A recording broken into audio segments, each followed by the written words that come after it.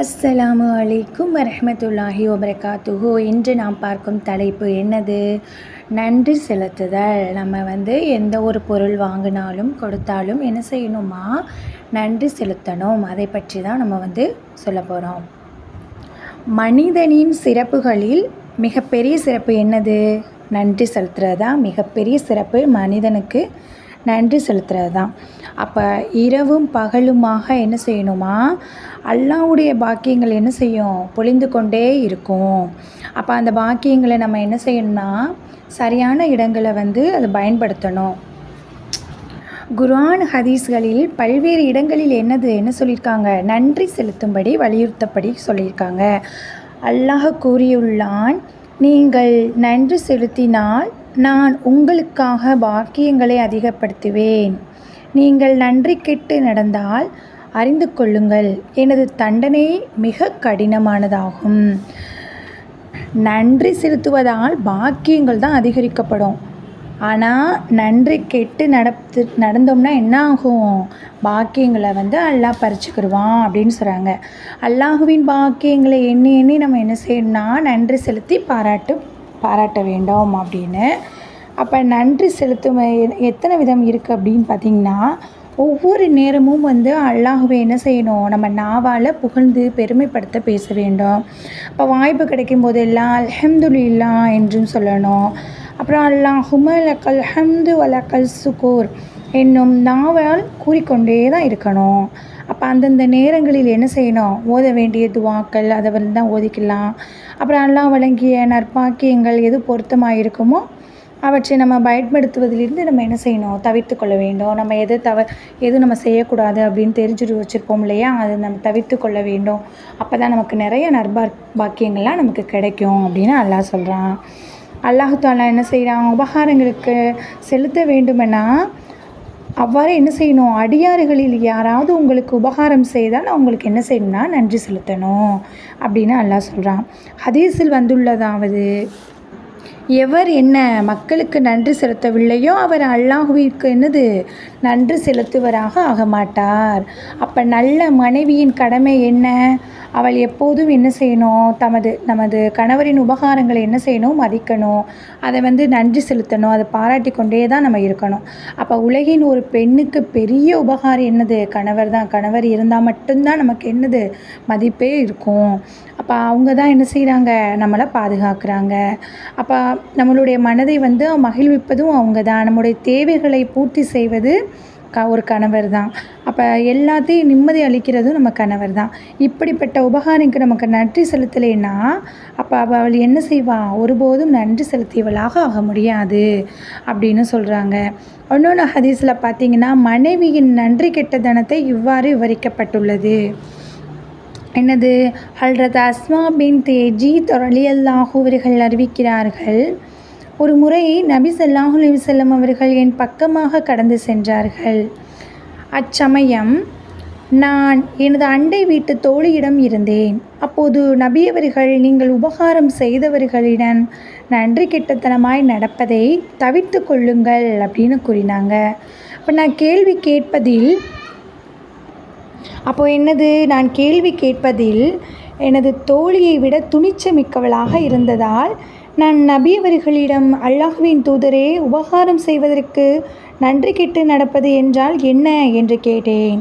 அதற்கு நபி அவர்கள், உங்களில் ஒருவர் தம் பெற்றோரிடம் பல ஆண்டுகள் வாழ்கிறீர்கள். அல்லாஹு தஆலா அவளுக்கு கணவரை வழங்குகின்றான், குழந்தைகளை வழங்குகின்றான். பிறகு அவள் ஏதோ ஒரு விஷயத்தில் கணவரிடம் கோபித்து கொள்கிறாள்.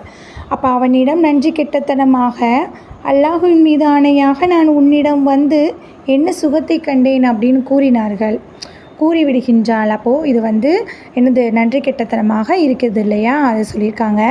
மற்றொரு அறிவிப்பில் நபி ஸல்லல்லாஹு அலைஹி வஸல்லம் அவங்க அறிவிக்கிறாங்க, எனக்கு நரகம் காண்பிக்கப்பட்டது.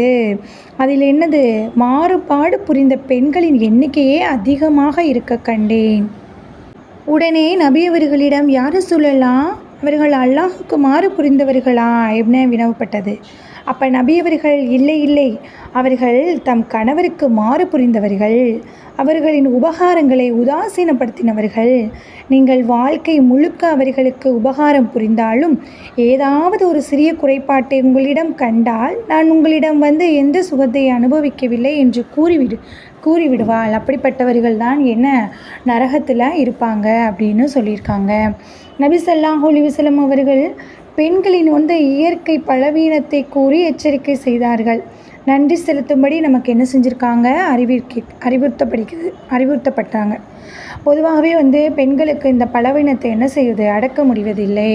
அது வந்து ஒரு இயல்பானது தான். நம்ம பெண்களுக்கு வந்து எவ்வளோ தான் நம்ம கொடுத்தாலும் அது ஒரு திருப்தி இல்லாமல் நன்றி கெட்டத்தனமாகவே இருப்போம் இல்லையா, அதுதான் சொல்லியிருக்காங்க. கணவரிடம் தொடர்ந்து உபகாரணங்கள் கிடைத்து கொண்டு இருந்து என்னது, சில வேளைகளில் ஏதாவது ஒரு குறைபாடு ஏற்பட்டு விட்டால் என்னது, உடனே அவனிடம் இருந்து அனுபவித்த அனைத்து உபகாரங்களையும் அவன் என்ன செஞ்சிருவான், மறந்துடுவான். அப்போ கணவரின் தன் நடத்தை வந்து அவருடைய பல நாள் கருணைகள் சரியா, அதை மறந்துட்டு உன்னிடம் வந்து என்ன நான் நல்லதை கண்டேன் அப்படின்னு கூறிடுவாங்க. அப்போ எவ்வளோ பெரிய நன்றி கெட்டத்தனம்.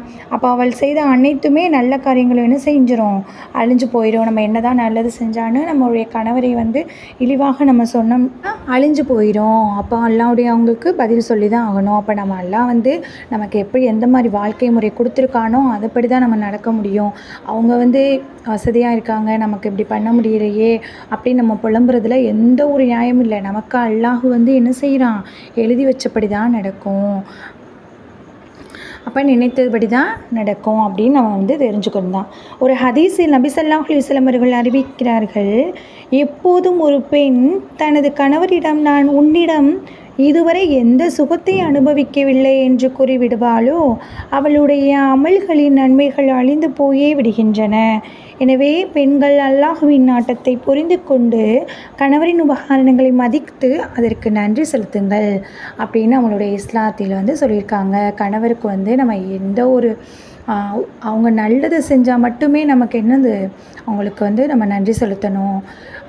எந்த ஒரு நமக்கு வந்து ஆடைகள் கொடுக்கறதுலேருந்து உணவிலிருந்து நம்மளுடைய குழந்தைகள் படிப்பிலும் சரி அனைத்திலுமே வந்து பங்கு உண்டது என்னது, கணவருடைய பங்கு இருக்குது இல்லையா. அப்போ நம்ம வந்து ஒவ்வொரு நேரம் கஷ்டப்படுவோம். அப்போ வந்து நம்ம நன்றி கெட்டதனமாக இருக்கக்கூடாது. கஷ்டம் இருந்துச்சுன்னா அல்லாஹ்வோட நம்ம வந்து துவா செய்யலாம். அல்லாஹ் எங்களுடைய கஷ்டத்தை குறைத்து என்னுடைய கணவருக்கு ரிஸ்கை அதிகமாக படுத்தி தருவாயாக அப்படின்னு நம்ம நன்றி செலுத்தலாம். இது ஒவ்வொரு முறையும் நம்மளுடைய நண்பர்களாகவும் இருந்தாலும் சரி, தோழிகளாகவும் இருந்தாலும் சரி, ஒவ்வொரு முறையும் பரிசுகளும் வாங்கும்போதும் சரி, எல்லாத்துக்குமே நம்ம நன்றி செலுத்தணும். அதை மறந்துடவே கூடாது. நன்றி மட்டும் எப்போவுமே நம்ம மறந்துட்டோம்னா நமக்கு அந்த நன்றி என்ன செய்யுது, நமக்கு எந்த ஒரு உதவியுமே அல்லாஹ்விடத்துலேருந்து கிடைக்காது. இப்போ நம்ம நன்றி ஒரு விஷயம் சொன்னோம்னா அது நம்ம நன்றி செலுத்துகிறோம், அது மாதிரி அவங்களும் நமக்கு என்ன செய்வாங்க, நன்றி புரிவாங்க. இன்ஷா அல்லாஹ் இதை அனைவரும் புரிந்து கொண்டு நன்றி உடையவர்களாக இருக்க வேண்டும் அப்படின்னு நபி அவர்கள் கூறுகிறார்கள். இன்ஷா அல்லாஹ் அனைவருக்கும் இது ஒரு நல்ல பயனுள்ளதாக இருக்கும். அஸ்ஸலாமு அலைக்கும் வரஹ்மத்துல்லாஹி.